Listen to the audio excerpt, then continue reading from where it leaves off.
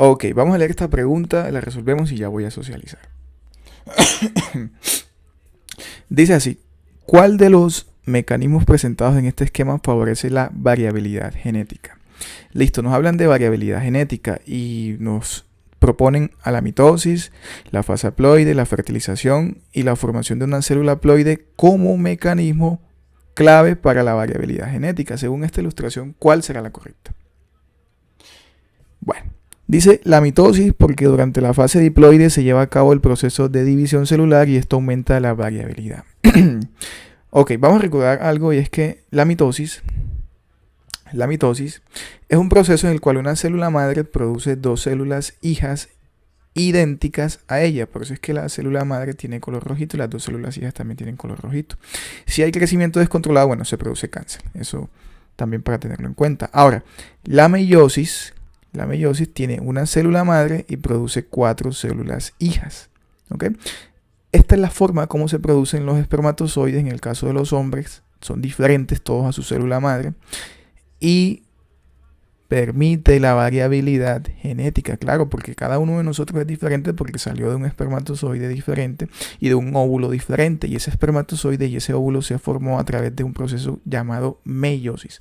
La meiosis es el proceso que tiene una célula madre y te produce células hijas diferentes, ¿ya? Son 4 diferentes, pero el chiste aquí es que son diferentes, por eso es que hay variabilidad genética, somos variables diferentes incluso a nuestros mismos padres, ¿okay? Cosa que no sucede con la mitosis, donde una célula madre da 2 células hijas idénticas, ¿ya? Y se usa en organismos que se reproducen asexualmente como bacterias. Una bacteria madre da lugar a 2 bacterias hijas idénticas.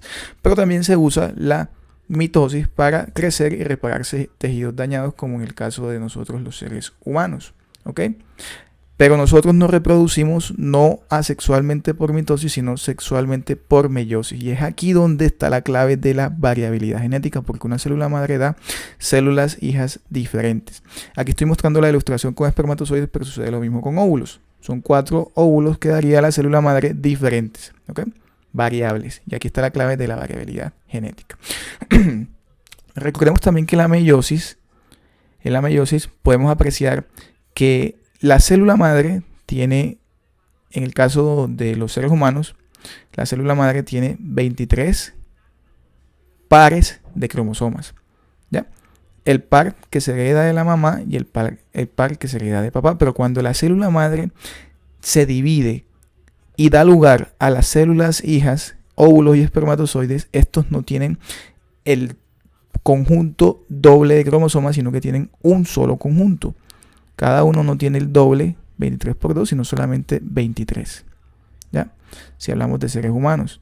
Y a estas células que tienen la mitad de los cromosomas totales de la especie, a estas células se les conoce como células haploides. ¿Ok? Son células haploides. Tienen solamente 23 cromosomas. El número de cromosomas que tenga la especie, en este caso hablando de seres humanos. N, uno dice en vez de 23, N, para hablar no de seres humanos, sino de cualquier especie en general. Y para las células que tienen los 2 conjuntos de cromosomas, tanto de papá como de mamá, se les conoce como células diploides. ¿Ok? Como células diploides. Y estas células tienen el doble de cromosomas que las células haploides.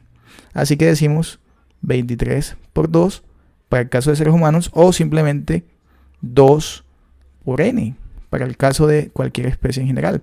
Tienen el doble de las células haploides, porque las células haploides tienen N cromosomas. ¿Ok? Bien. Entonces aquí la clave para favorecer la variabilidad genética, el mecanismo clave, no puede ser mitosis, porque la mitosis no favorece la variabilidad genética. La mitosis da células hijas idénticas, no variables o diferentes. ¿Ya?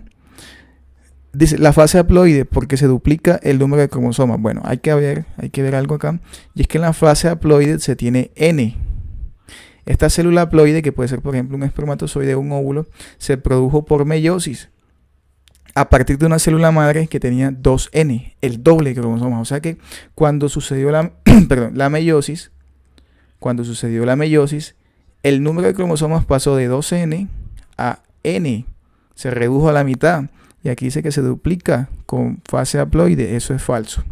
Eso es falso porque acá cuando se forman las células haploides como los espermatozoides, el número de cromosomas se reduce a la mitad y no se duplica. ¿Okay? Así que por esta opción aquí descartamos la opción B. Se descarta. La opción C dice la fertilización porque se unen gametos de dos individuos diferentes. Bueno, los gametos recordemos que son los espermatozoides en el hombre y los óvulos en la mujer. ¿Sí? Aquí están los gametos. Se unen y forman un individuo diferente, variable genéticamente, diferente incluso a su padre y a su madre. Y aquí está la clave. Este es el mecanismo clave para que seamos todos diferentes. Según este esquema, ¿ok? Hablamos de fertilización. ¿Ya? Estas células que se fusionan, esperma y óvulo, cada una de ellas nace por el proceso conocido como meiosis. Y la meiosis es el proceso que nos da realmente la variabilidad genética. Ajustado a este contexto que nos dan, entonces decimos que la fertilización es el mecanismo por el cual hay variabilidad genética. ¿Okay?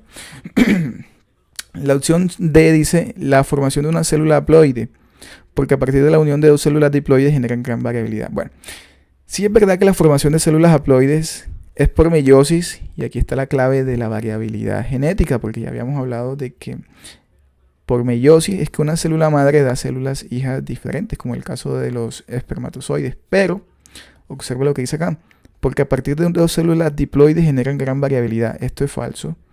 Esto es falso porque primeramente es una sola célula diploide la que por meiosis da lugar a 4 células haploides. Acá lo apreciamos mejor. Una célula diploide da lugar a 4 células haploides. O sea, con la mitad de la información genética, la mitad de los cromosomas. ¿Okay? Así que nosotros nos vamos a quedar con la opción C, descartando esto de acá que es falso para la opción D. ¿Okay?